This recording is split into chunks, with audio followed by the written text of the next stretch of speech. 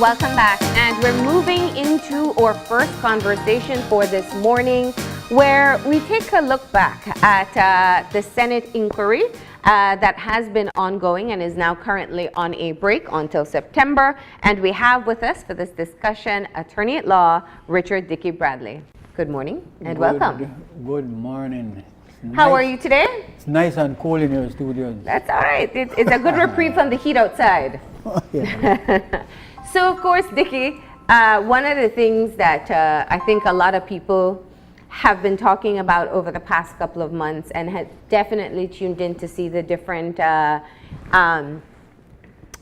sessions that have been held is the Senate inquiry. And we've done extensive coverage in the news, we've done a recap, and we just want to have a general conversation about this and some of the things that we've learned so far, right? Let me just start off with your impression at this point. My impression when I got up this morning, shortly after 5 o'clock, it was going to be a beautiful day. But as you would know, because of your extensive coverage of major issues, on the first day of August 1838, slavery was legally abolished in Belize, as it was in all parts of the world where the British held territories and colonies and peoples under dominion. So I understand it used to be a big day in Belize City. And I think in 1835 the population of slaves in Belize was a little over 1,000 persons were still slaves, 1,100 and something. It had gone down from 1779, like 80% of the population, to 47. To today, first day of August 1917, Creoles tell those who come around and count the various ethnic groups and the population that it's like 20% of the population are currently listing themselves as Creoles.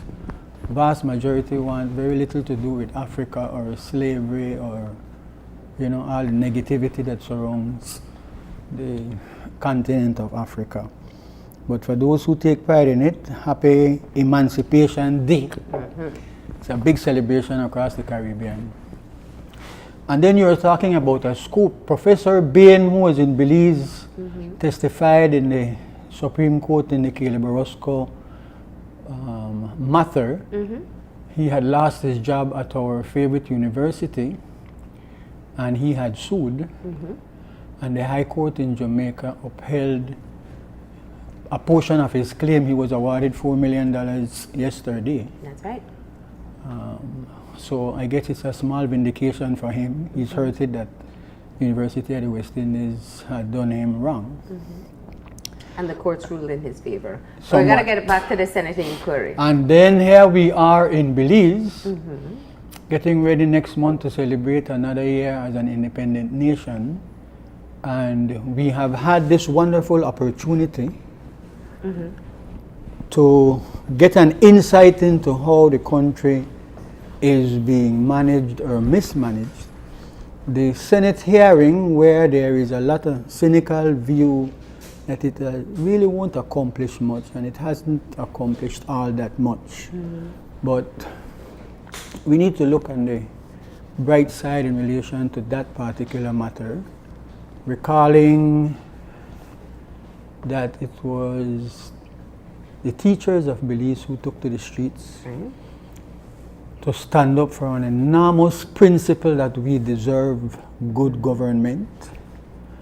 And the Senate issue was one of several issues that the teachers protested, marched, and ultimately went on strike. It's a historic development for the children of slaves and for the new arrivals to come together and protest in favor of we deserve better. Consequently, with all the shuffling and backpedaling and deceitful talk, the government kind of gave in.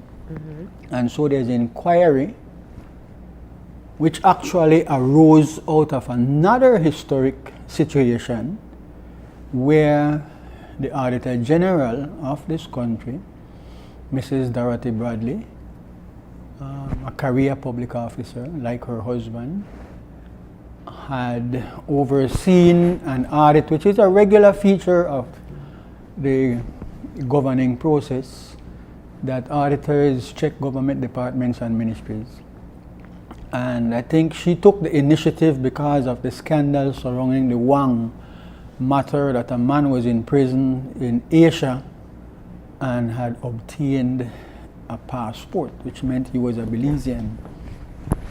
And as a result of that, the audit department produced 3 volumes of reports based on what they found when they went into that unhappy department.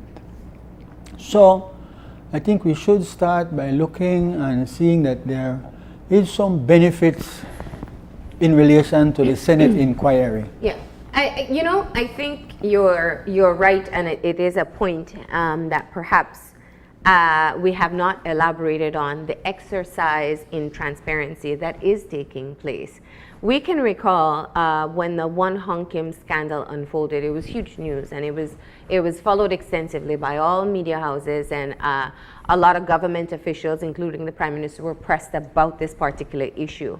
We also saw other visa scandals come to light. We had the issue actually on your show with Alvarine Burgess when she came forward with information regarding nationality issues.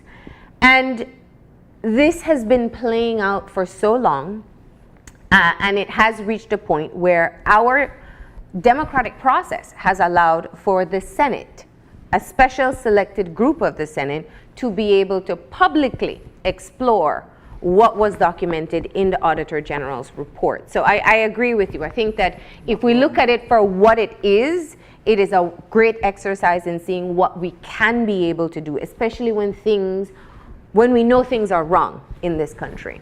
Now, looking at the process from even the selection of the committee to the mandate, even that was a bit controversial. And we know the civil societies and the opposition had issues with what would be the composition, who would approve the persons that would be called before the inquiry.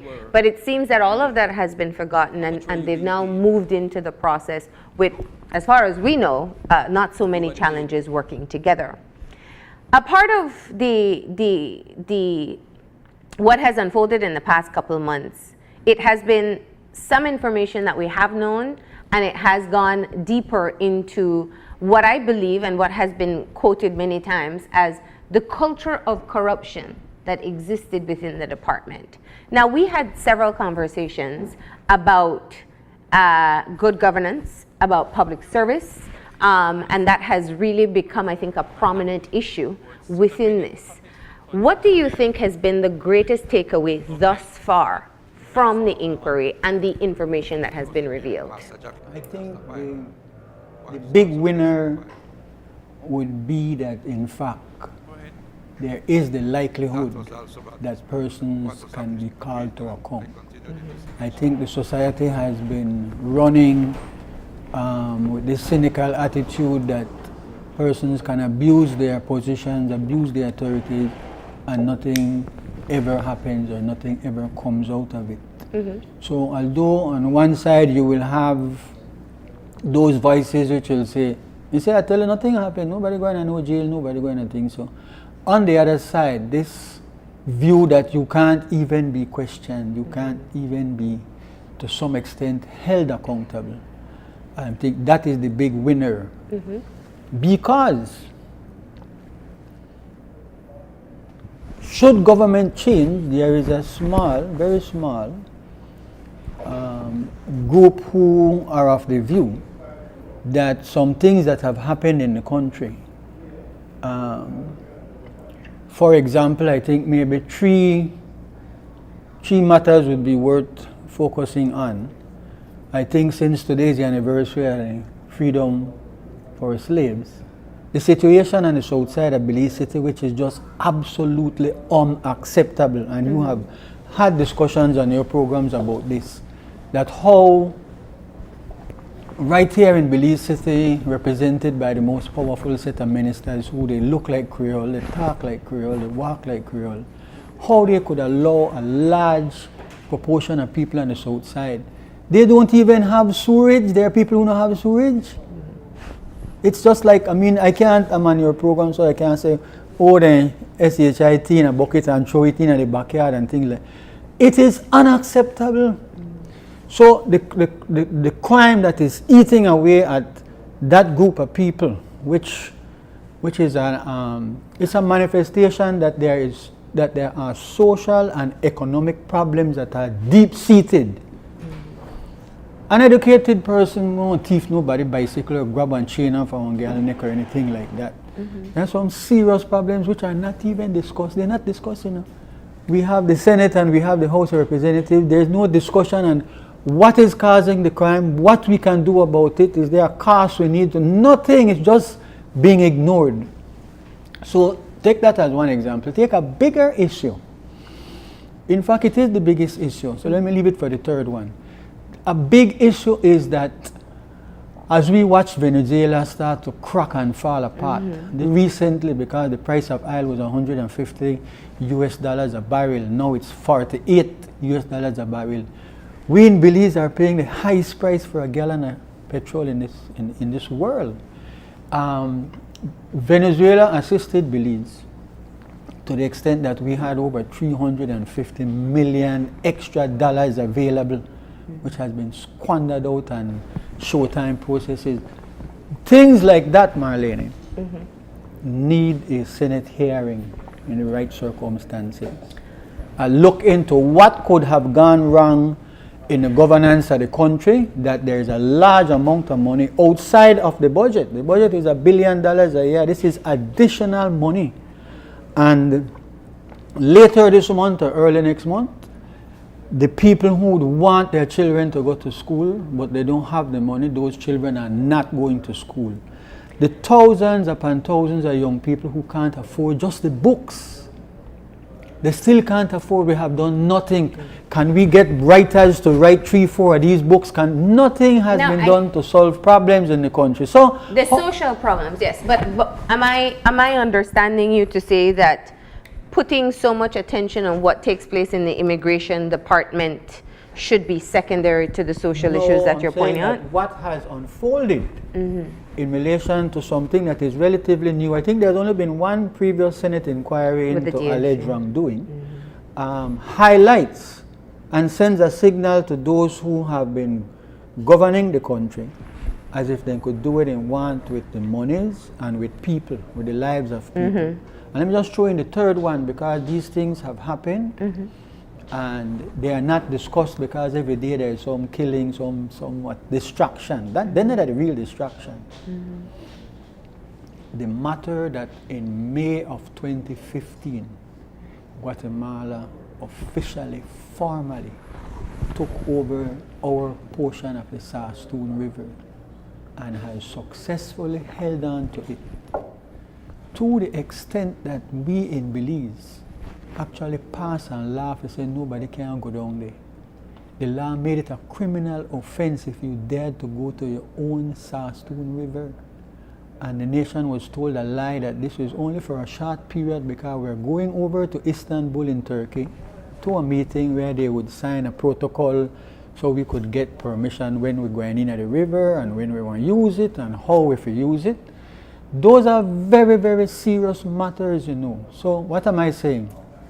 We've looked at the Senate inquiry, thanks to the Auditor General and her staff.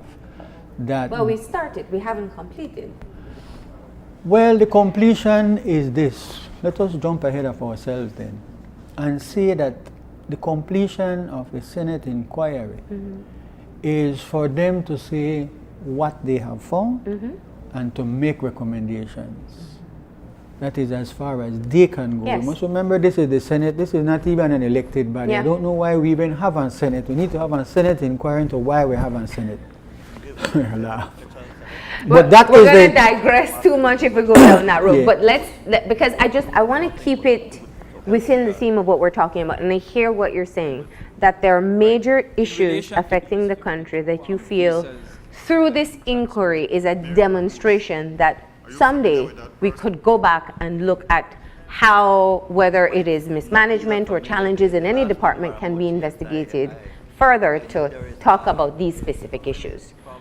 Now, I think and you're right, I think many people don't even remember the GFC inquiry as much. I can recall watching it on television as well, similarly to what people do now with this inquiry. And I think that the magnitude of what the exercise demonstrates is one that we should keep on speaking of, that if there is something that concerns the public sufficiently, that we can pressure to have more information revealed and get a true understanding as to what went wrong and who was involved in those wrongdoings. Now, that will also lead people to say, let's look at the current inquiry, and we have seen quite a number of persons called before the Senate who were very uncooperative. And we're talking from the top level to some of the public servants who came in. Now, I want to ask you from the legal perspective, and there's been quite a bit of commentary about it already, but what were the responsibilities of those who were called before the Senate to be able to respond accurately and honestly to the questions that they were asked? Well, the first thing is that the Senate, governed by its standing orders, which are the rules and regulations, authorized that there can be an inquiry into certain matters. So first of all, it's an inquiry. Yeah. It is not a criminal investigation.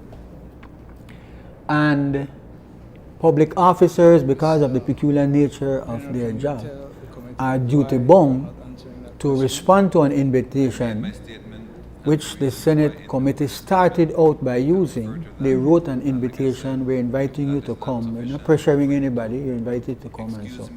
Later they found that it was necessary to resort to one of their legal weapons, which is that in fact they have the authority to issue a summons for which you can be brought by force in front of the senators.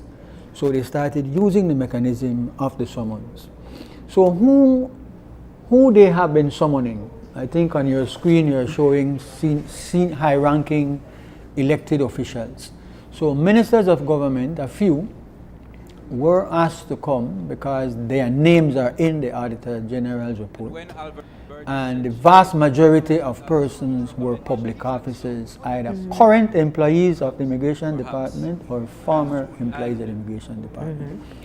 Public officers are duty bound to attend and to in fact answer the inquiry. If it is found that, for example, you will note two things occurred with every witness. They were sworn in, which would be a very serious matter for any person to be summoned to an inquiry of the Senate set up by law to take the hearings for Papisho and lie under oath or deliberately give misleading and deceitful answers, or to start having lapses in memory, which is the harder ones. Yeah. Well, that's what I was going to ask, because this is where perhaps your legal background can help us to understand. There were some who came and disclosed information as they were asked the questions. And there were some who claimed they could not remember. Now, there's a difference between saying a lie, saying I don't know, or saying I can't remember, or saying the truth. I can't forget that one as well. How does that fall within the duties that these persons had to respond to the questions that were asked to them? If a minister was to be found to have gone to the inquiry and lied, he would be required to resign. Because in the Constitution of Belize, there is a code of conduct. It's not written in there because it's poetry. It's there because it is a legal obligation and duty on not only ministers of government, but public officers as well. So both sides are required to conduct themselves in a certain way. Now, we have learned over the years, especially from our good friends in America, that persons who are called in front of their Congress would say, on the advice of their lawyers, that Senator, I cannot at this time recall exactly what you're referring to. You can't punish somebody if you can't recall. It's a beautiful parachute to jump out of an aeroplane that would probably crash. The second aspect is, and this I will call you later and get back to you, is that in a court, not even the judge who has the power to, in fact, treat you as being in contempt of court, not even the judge by law can force a person to incriminate himself or herself. So in the United States of America, because it is a constitutionally guaranteed fact that no person can be forced to incriminate themselves, they can easily say, Senator, I'm pleading my fifth, meaning the Fifth Amendment to the Constitution. Senator, I'm utilizing my rights under the fifth. The fifth. You hear the fifth all over the place. Plead the fifth. We don't have no fifth here. We do have the important legal principle in a court of law. You can't force nobody to incriminate themselves, which is one of the reasons you can't tell somebody you have to confess, you have to write down on the thing. You can't. So police beat them and torture them to sign that they committed the crime. Or in other cases, it is a citizen's right, it is everybody's right, to decline to go on a identification parade because you're incriminating yourself. There's another aspect, and I'm sorry to be dragged into the law, but when you're asked to give a blood sample or urine sample to say that if you have alcohol levels above the legally prescribed limit, you have a right to decline because you're incriminating yourself. Nobody can tell you must get a blood sample, you must pee right now. So those aspects are new for us. I can tell you that in a court of law in Belize, you can't force nobody to incriminate themselves. That is their legal protection. But we don't have no fifth and no senate. Yeah. I'm not aware of that. We heard persons and we heard people falling back on their fifth. No, I think they probably have dual citizenship and they're using the American side of it. But let's look at this aspect. It is the clear understanding expressed by the senators that if in their view, their considered view, wrongdoing has taken place to the extent that it involves a criminal matter, they will be making their report or those portions of their report to the Director of Public Prosecution. Here's what I want, and we have Mr. Middleton up on the screen, who was one of the star witnesses, I believe, in the inquiry. If someone is found to have purposefully given misinformation during the Senate inquiry, now the Senate, the senators who are involved in the committee, they're not police officers. They won't particularly go and dig further and find out if it is true that you did XYZ on this day or was involved in this activity at this time. So how do you know, or how would it be proven that these persons either lied or misled the inquiry? Well, you don't have to be a liar to, when you are asking questions of various and different persons, that when in the more quiet portions of your mind and your time, you said, but guess what, this witness had said so and so. And another witness, in a sense, corroborated what that witness said. And the facts are available to us either from other witnesses or the reporter, so also back that up. So this one, somebody must be lying. We can't tell two diametric opposing views and they are both factual. Under sworn testimony. Right, and it's sworn testimony. So in court, the law is, if you are found to have perjured yourself, strange, cutely word, you commit perjury, you're lying under oath. That is what perjury is, which is you can go to jail for lying under oath. You can't papish God. You can't say, I swear to tell the truth, the whole truth, and nothing but the truth, and then you tell some truth, and then you can't recollect, and then you actually start to tell a lie. That is a very serious matter. Any public officer who the Senate says I found that they were being untruthful is going to be in very serious trouble under the rules and regulations. That's public officers. What about persons who are not public Ministers servants? are even worse because they start off their career as ministers of government by being called upon by the Governor General, who represents the head of the state. It's all legal fiction and so, but it has meaning in law. They swear to uphold the law, they swear to do certain things, and then you start off doing the opposite. But people want excluding them. persons in public office, we saw Yeah. retired professionals. We saw persons who were not a part of the public service also being called. What are their responsibilities in terms of being truthful when being questioned? Once the Senate turned itself into an inquiry body and issued summons to persons and swore them in, they would be in trouble to go there and publish the process and tell a lie. Yeah. But you know, as I glanced at the screen, I would be failing in my duty if I did not say something.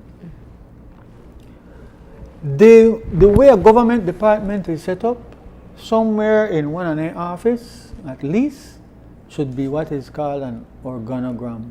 I'm sorry to use the word, but It's that fine. is, sorry? This is a chart. Yeah.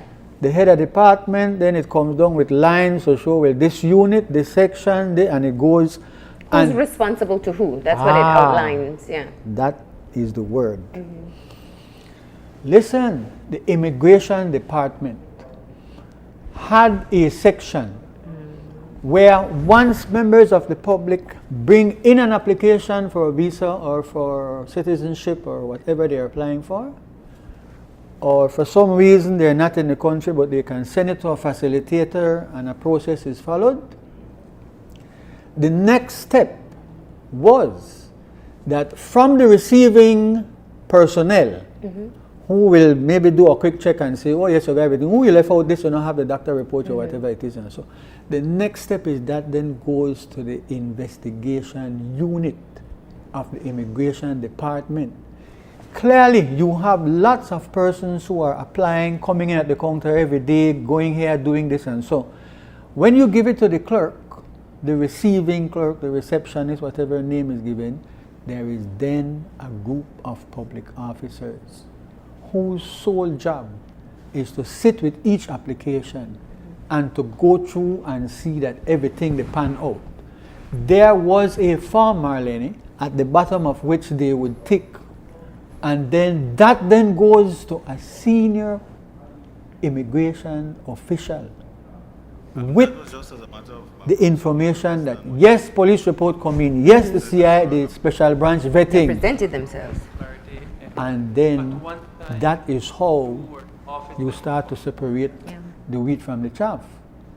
No, the inquiry has completely missed that, either because it is probably not in the audit report, because when they went to check, they were not told anything that there was a unit that is responsible for investigating every application and making a recommendation. This can pass, this is recommended, this is not recommended.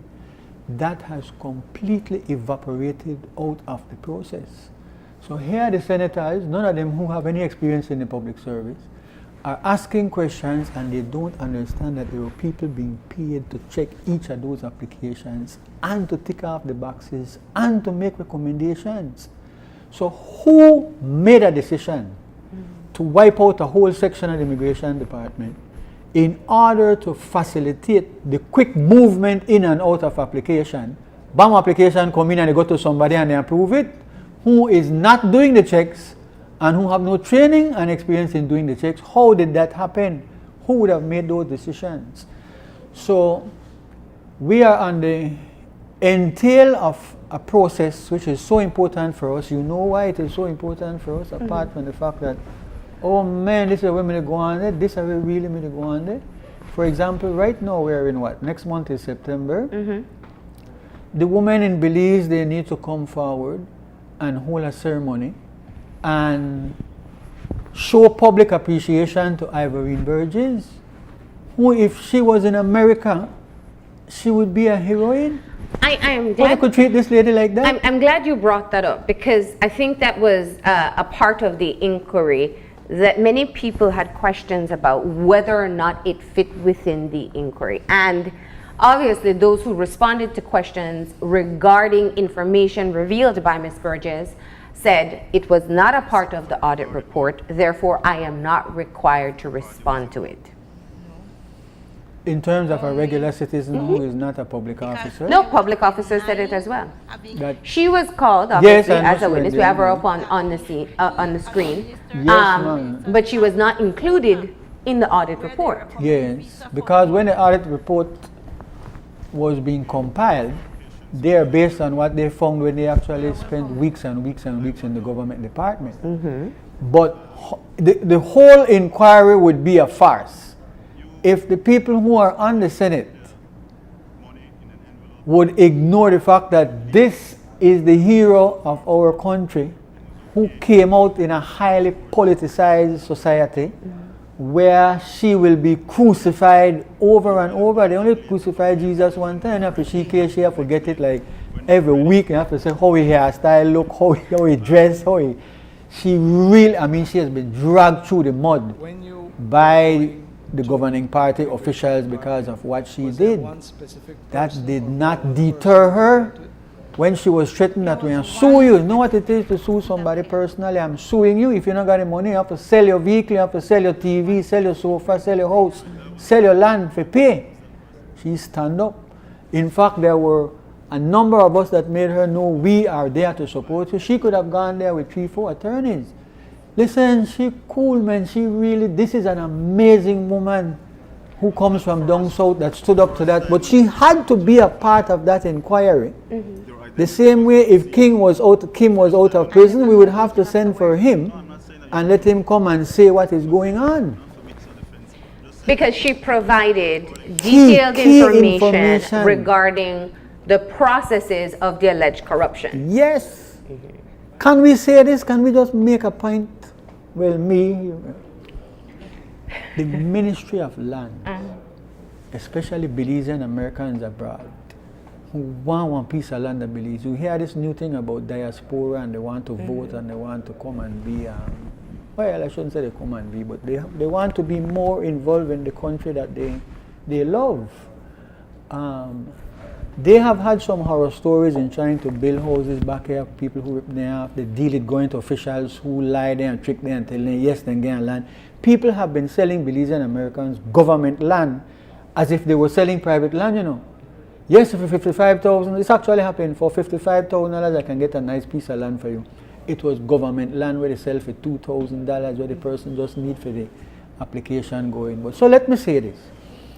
The Prime Minister of Belize, the one man who has stood up and sharpened his machete to fight corruption in government, highly successful at it. I'm being very sarcastic. He was at a meeting with Belizean Americans and he had, faced with what the wrath of these people and all the information, he had to say that Ministry of Land Is that a we have hotbed of corruption. is a hotbed of corruption. Unfortunately, he came back home and did nothing. So listen, the importance of the immigration hearing is that these people in wherever they are, police, customs, wherever, fisheries, forestry, remember the scandal down south with Rosewood? Land Department, which is a hotbed of corruption, they need to get the sense from what is happening that while this administration is protecting corruption, there may be a change and that things may go drastically wrong for some of them. That is the importance of what is happening. And it is reiterating, I think, the point we made earlier, which is the process is one that can be respected for bringing information to light and gaining clarity on where wrongdoings took place. Now, I suppose the cynicism that people have is what can come of it. It's a very frustrating process as Belizeans to be able to hear the blatant disregard for protocols and processes that are in place for selected individuals, especially if you or a family member has gone through that very frustrating process with much delay and sometimes very unsuccessfully. Now, hearing all this information come to light through the audit report, through the testimonies in the inquiry, I think people just want to know what will happen from now. And you very clearly said it. The role of the inquiry is exactly that, to inquire and provide recommendations. With the DFC inquiry, we saw recommendations come out, many of which were instituted in that department. Do you feel it'll be enough to be able, this isn't, and to be very clear, this isn't something that just started with this administration. This has been the issue with the immigration department and the sale of our nationality and passports has been a long-standing issue. Do you think these months of testimonies will put us in a position where we will actually be able to see a change within what takes place in that department? Well, me personally, I'm on the cynical side of life, but I think that the recommendations, which if they try to, and let me just back up 2 minutes. There were 3 young ladies in the care of human development. They either ran away or get some trouble and they locked them up in a room. It's incredible because there was an inquiry by respected former public officers, and the government did not release that report. Family members don't know how my daughter burned to death. How? In the case of one of those children, the family lived right the Rockview. Everybody run under the fence. They scream their head off because and the daughter they burned to death. So I have to say that to people who think like, why you're sitting one? No. It is the people who have to press, keep pressing, which is, there's no way they could battle up the report. Now that report is a bipartisan report. You have, I don't know if the screen you're showing me in the studios is also in front of your viewers. Okay, you have 3 persons out of those 6 senators. 3 persons who are going to hold head with the government. They want the government. The government has no intention to make anything come out of this Senate inquiry because we are like 8 months away from municipal elections in the country. Timing is everything, okay? So, but out of the remaining 3 and then they want to make sure that report goes public. If they have to take for them, copy and photocopy it. See? That report will probably end up being 2 reports. I never paid. We have to prepare ourselves for that. That's the nature of the beast that we are dealing with. But the important thing is this. I never paid. 1, God willing, although nobody there except for what I was going to call him, except for 1 person, has some experience with government departments. So the point is that it is their recommendations that will be important. Yes. That and is the crucial. Implementation of the recommendation. Well, so, and I don't want to talk because the inquiry isn't over. They're simply on break. They're taking their break in August and resuming in September. So there are other witnesses to be called. There's a further, I guess, more information left to be revealed and more clarity to be able to be gained. But we already get a good enough insight to know what is happening. So this is an inquiry. So this is not an opinion that it is nearing the end. The chairman of the committee says that he feels sufficient information has been disclosed that he can prepare a report.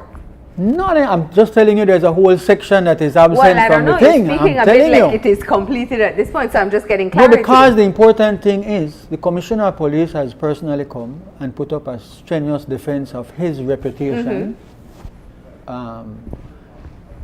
Mr. Penna, who was the focus of the problem from way back, has come and spoken. The other senior officers have given sufficient insight into the fact that whomever were ministers didn't do any kind of job in relation to seeing that their portfolio was being properly managed. The whole system stinks. Nothing went right there. Let me say this, Marlene, to you and your viewers. In 1994, the great Philip Golson, who could not see and yet had so much insight, he held a meeting We had more than one, many meetings. I remember one meeting, Dr. Henry Canton was a young, I think he must have just finished playing basketball. He was a young basketball star going into business.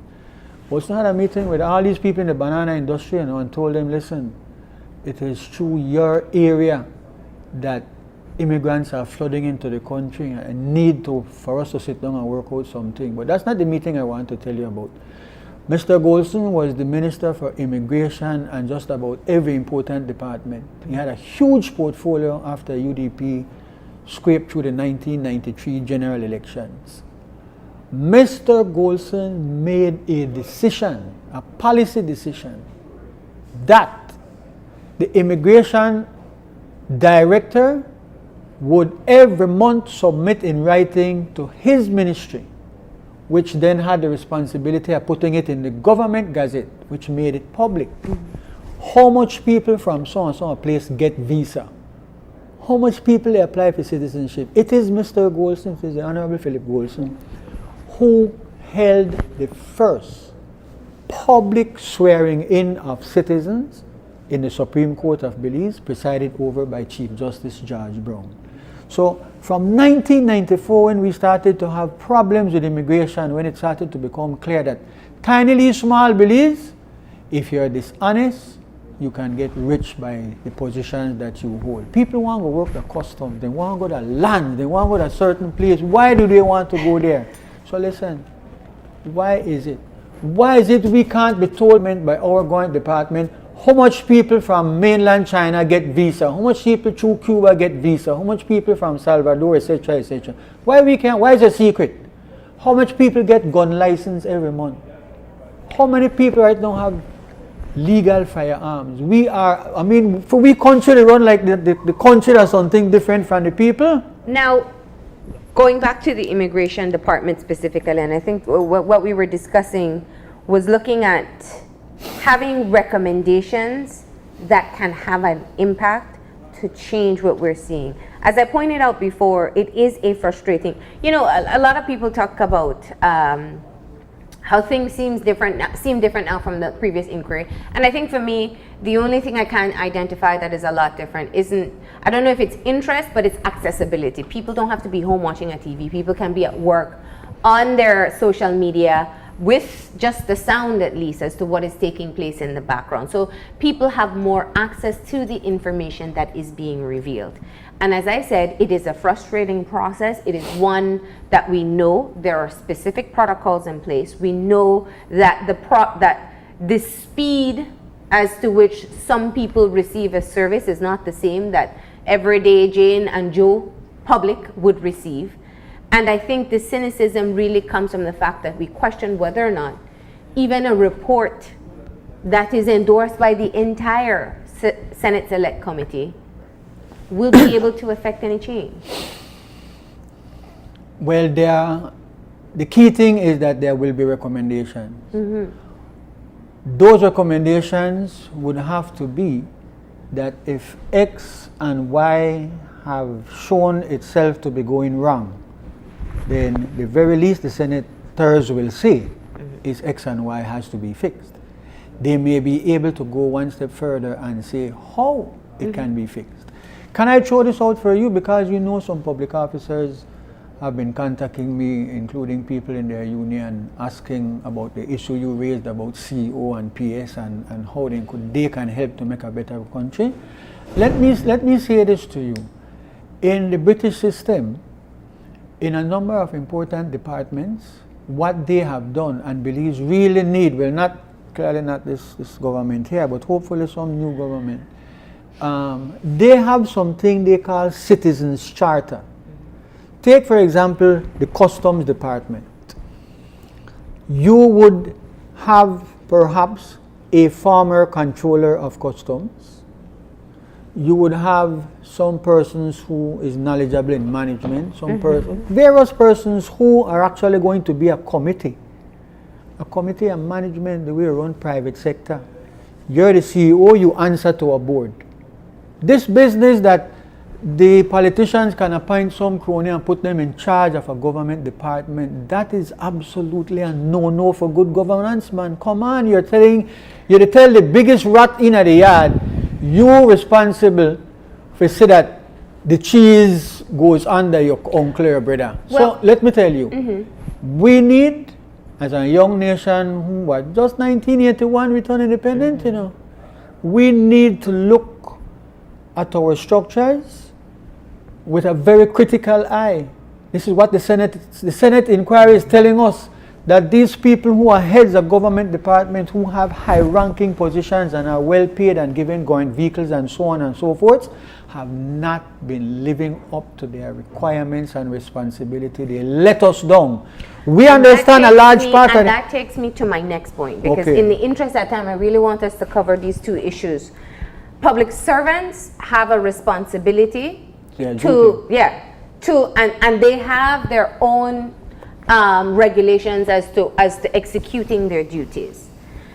In some instances, we have found where they have diverted from what was actually set out within their terms of reference, I'll say, for their jobs.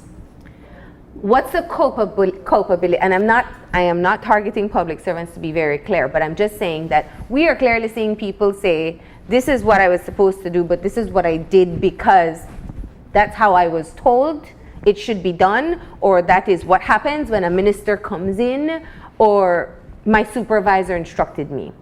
We've also known that the current reports have been passed on to the Director of Public Prosecutions. Let's talk about what the potentials are from, what the potential outcomes can be from here. Now in Belize, we like this idea of charging people. Oh, we should charge. And you know, I think people just want to see that people face consequences for decisions. So let's talk potential consequences. Well, clearly, a man who is in trouble is still Mr. Penner. He's in trouble because he was a minister of government. And while I know for a fact out here, junior public officers, people don't hold them accountable because they know that the ministers are so cold-blooded and chancy. If you're not doing a minister tell you, no, I'm not studying that foolishness with recommendation. The reason why they go that far is because no public officer who knows what's going on in the service no one get in no kind of confrontation with a minister, because the system is so twisted that the public officer is the one who will lose. It's not like in the days of the great George Price, you know. In the days of George Price, you could tell Mr. Price. This is the interesting thing. Guess what? When I was a little boy, I come from a opposition family. We just publish George Price because people go to a clinic and they like listen to gossip and they pick up a phone and call. I know they call nobody for true. And, hello, I want you to... No. A very important thing that the ministers, they have locked themselves off. They don't want to hear no criticism, no nothing. So, to your question, Mr. Penner was a minister of government. You can't go no higher than that. He sat in cabinet. And those are the people that the ordinary people out here want to see they get in a situation where they are charged. People call for blood against ministers. I don't mean it literally. I don't want later to tell you, why Dickie tell Marlene, shoot down the minister there and make them bleed. People want to see the ministers held accountable because they are the ones who have been going around who are not accountable. Who are not. So it starts there. So if only Mr. Penner is charged out of this matter, and one or two of them will be satisfied. Yeah, people want to say, well, like you see, something happened. So that is the challenge for the senators. The most they can do is recommend to the Director of Public Prosecutions. But let me throw a little bit of cynicism into that cup. The DPP has no investigative unit. She don't investigate. In fact, the Commissioner of Police said to the senators, the file was at the DPP's office. Wow, we've never heard that before. We know the passport is coming by ship, no? I think some barge or something, the passport can't reach yet, but that is an eye-opener that the Commissioner of Police is saying to us. You all blame me on this thing and so on. We sent a file over to the DPP's office. So the senators might want to send for the DPP and say, where is that file? Why is no action taken on that file? As I said earlier, currently the inquiry is, the committee is on break. and they should resume in September. It's a bad month. Are there? Well, some people will agree with you, but let me ask you this: are there any particular persons you think would be able to meaningfully contribute to what is currently taking place with the inquiry that you'd like to see called?